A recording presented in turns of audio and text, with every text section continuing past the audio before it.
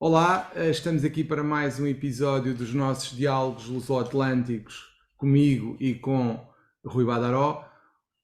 Discutimos vários assuntos de atualidade, às vezes têm a ver com o direito, outras vezes não, dependendo dos temas da semana. E, portanto, vamos começar hoje aqui com o sotaque de Portugal, o início sempre diferente, já sabem disso, e passarei a palavra aqui ao Dr. Rui para saber se está tudo ok em São Paulo e se a atualidade brasileira tem algo de relevante para falarmos ou se falaremos aqui de uma situação que aconteceu em Portugal. Olá, Rui, tudo bem por João. aí? Tudo bem por aqui? Em São Paulo, temperatura amena, mas eu não vou falar sobre o tempo, não. Daqui, nós tivemos várias novidades, João, dentre elas a aprovação, aliás, a edição da medida provisória que taxou aí os super ricos na questão dos fundos exclusivos e o envio ao Congresso Nacional de um projeto de lei para a tributação das empresas offshore, das estruturas societárias offshore, o que no Brasil é inédito, a tributação aí dos, abre aspas, super ricos. E parece-me a medida não foi muito bem recebida pelo chefe do legislativo. Enfim, E são essas estamos as a novidades. falar de uma tributação de que tipo? Algo em torno de 15 a 22% sobre os investimentos realizados no exterior, sobre lucros oferidos no exterior por empresas offshore e sobre fundos exclusivos, ou seja, com contas, fundos únicos, com contas superiores a 10 milhões de reais. Seria 10 milhões de basicamente reais. isso. Ok. Presumo que não haja uma grande popularidade entre os eleitores do Bolsonaro relativamente a essas matérias, não? Ah, provavelmente não, mas não só com relação aos eleitores do Bolsonaro. Imagino que haja, essa medida não é muito popular para quem tem dinheiro. Inclusive, de um lado, alguns dizem que é uma ação Robin Hood, e, e de outros, o ministro da Fazenda, o Haddad, defende-se dizendo que a taxação dos super ricos não é uma ação Robin Hood. Mas são essas as novidades aqui do Brasil, João. Pergunto, o que nos traz de notícia de Portugal? Eu gostaria de pegar numa notícia que foi uma notícia muito falada em Portugal e que levanta questões e gostava também de saber a experiência brasileira em relação ao direito da família. No fundo, a notícia tem a ver com o quê? Tem a ver com uma situação de uma decisão judicial, neste caso do Supremo Tribunal de Justiça, que veio alterar uma decisão do Tribunal da Relação, em que o Tribunal tinha considerado de tal forma que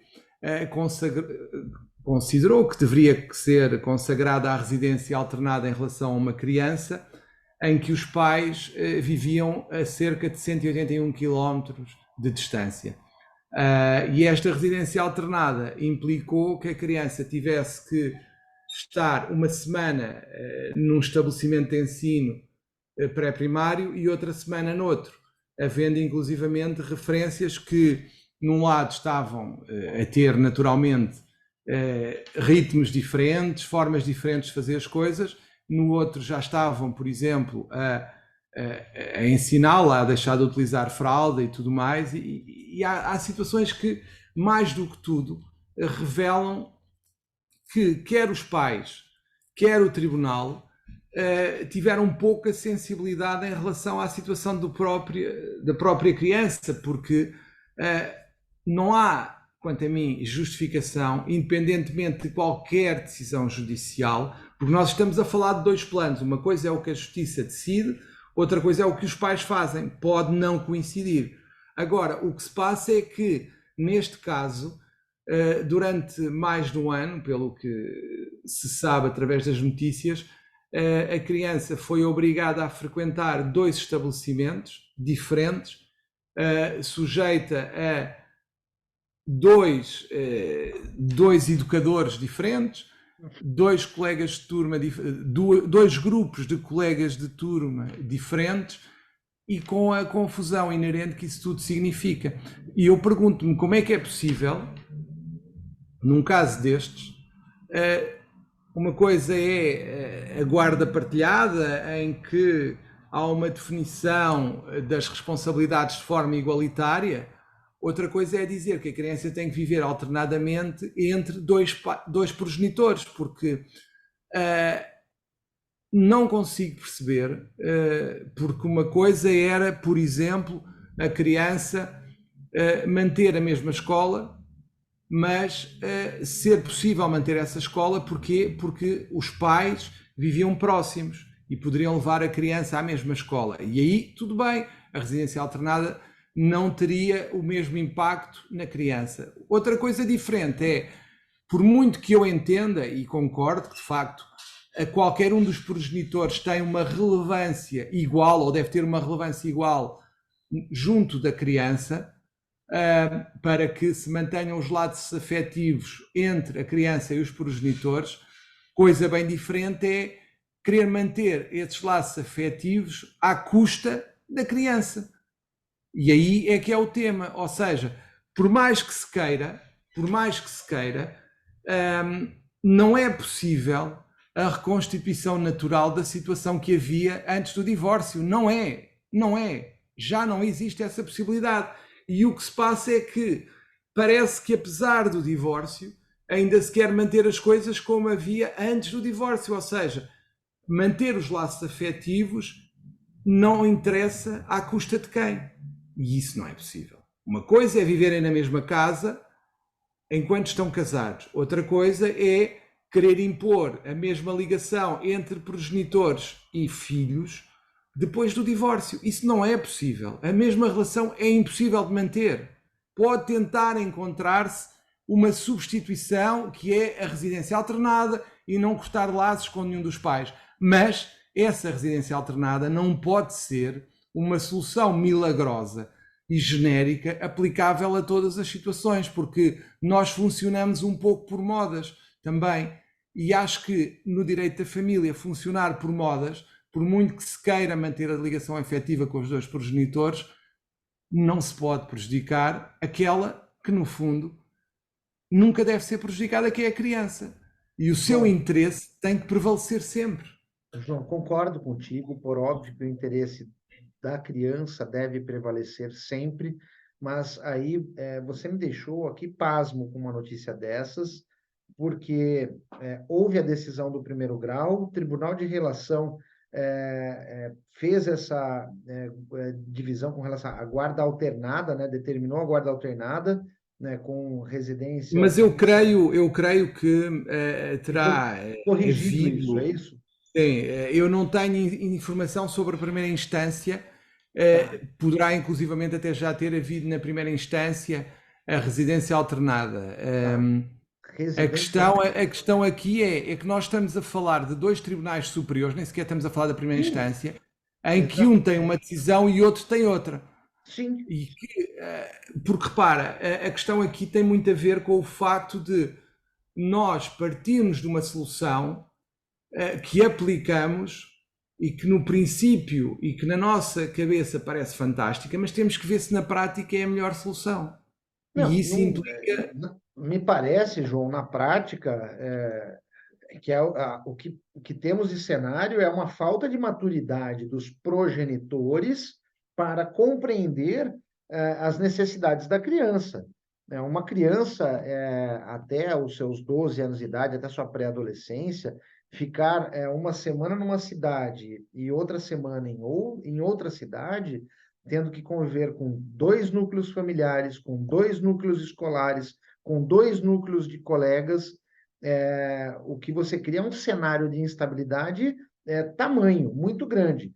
E preocupa-me, para além da decisão dos tribunais, seja o de relação, seja do Supremo Tribunal de Justiça, o que preocupa-me também foi a falta de percepção dos colegas advogados de ambas as partes em orientarem seus respectivos clientes, no sentido de que é uma situação, no mínimo, inusitada, isso. E caberia, sim, entendo, aos advogados, enquanto counselors, enquanto aconselhadores dos aspectos jurídicos, apontar, olha, é uma decisão possível, nós podemos pleitear a residência alternada, mas não me parece praticamente, na prática, a melhor solução, né? Isso é algo que me preocupa. Então, nós temos um cenário aí que, a mim, é inusitado. Não que não ocorra no Brasil situações inusitadas, tal qual essa que você me descreveu.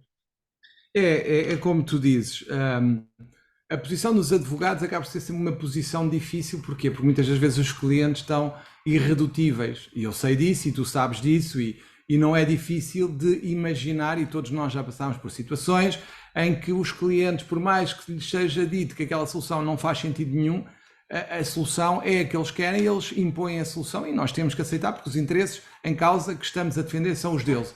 O problema para mim é haver a falta de sensibilidade judicial para determinar uma residência alternada nestas circunstâncias, por um lado, e por outro lado, a total insensibilidade e desumanidade dos próprios progenitores ao imporem esta situação, independentemente do tal superior interesse da criança. No fundo, os pais, que devem ser os principais cuidadores da criança, encaram isto de tal forma como uma batalha que, em que só contam os tiros que acertam, basicamente, e independentemente de quem está no meio. E isto é que é o problema, nós estamos numa sociedade tão desumanizada que os pais encaram uma guerra, o divórcio e a regulação das responsabilidades parentais, de tal forma que, independentemente da posição da criança e do interesse da criança, eles, basicamente, pleiteiam para ganhar, para eles ganharem, independentemente da posição da criança, que por acaso está ali no meio. Só por acaso. Isso evidencia, como eu disse, uma falta de maturidade dos progenitores tamanha. Nenhum quer ceder para Claro. o melhor status quo à criança e só se importam com a batalha judicial.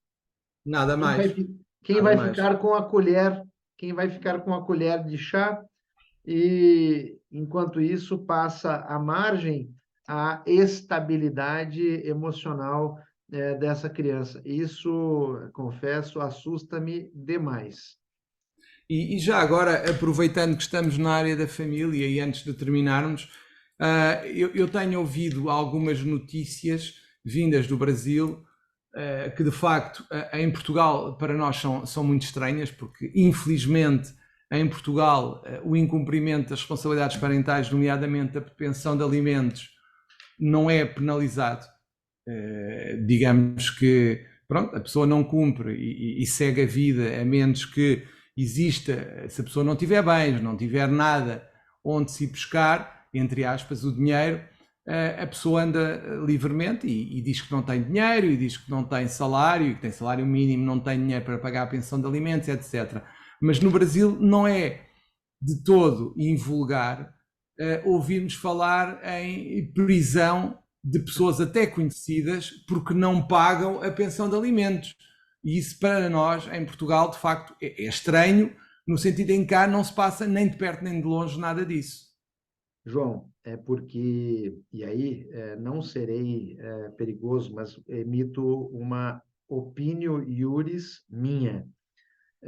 É porque no Brasil, nós, em ofensa ao melhor direito praticado na sociedade internacional, portanto, em desrespeito a tratados internacionais de direitos humanos, nós aceitamos a prisão civil, né? Algo que era previsto na época do Código Civil Napoleônico, né? Sim. E não em pleno século XXI. O Brasil é um dos pouquíssimos países do mundo em que ainda aceita a prisão civil, no caso do incumprimento, do descumprimento do pagamento da pensão alimentícia. É deplorável, abjeto e irreal, mas é preciso compreender também o cenário do país. O cenário do país é ainda um cenário em evolução. De um lado, nós temos direitos, né, em áreas que estão extremamente evoluídas, né, um direito das relações de consumo no Brasil é praticamente um direito de vanguarda para o mundo, um direito ambiental extremamente sólido, em que pese a aplicação prática não seja, e na área de família nós temos ainda essa entendo, né, com o perdão aí do entendimento diverso de outros colegas, a excrescência chamada prisão civil, no caso do inadimplemento da pensão alimentícia. Por quê? E se a pessoa realmente está desempregada, e se a pessoa realmente não recebe sequer o salário mínimo, encontra-se numa situação de penúria, o que ela fará? Será presa? Sim. Porque não pagou a pensão alimentícia? E se ela puder dar carinho e não puder dar dinheiro, ainda que seja por um tempo, porque ninguém vai ficar desempregado a vida toda. Então, essa é a minha modesta opinião, respeitando os entendimentos diversos, que sei são muitos, mas, enfim, enquanto não compreendermos o que a sociedade internacional aplica em matéria de família, em matéria de prestação de alimentos para os filhos, que entendo jamais devam ser desamparados, né, por razão alguma, nós teremos essa situação atípica que você bem colocou. Sim. Bem, penso que hoje chegamos ao fim dos nossos diálogos. Deixamos estas reflexões para quem quiser refletir e, naturalmente, ficamos a aguardar os vossos comentários e as vossas opiniões sobre tudo isto que foi falado hoje. Até à próxima, uma boa semana para todos, um abraço. Rui, queres despedir também, naturalmente?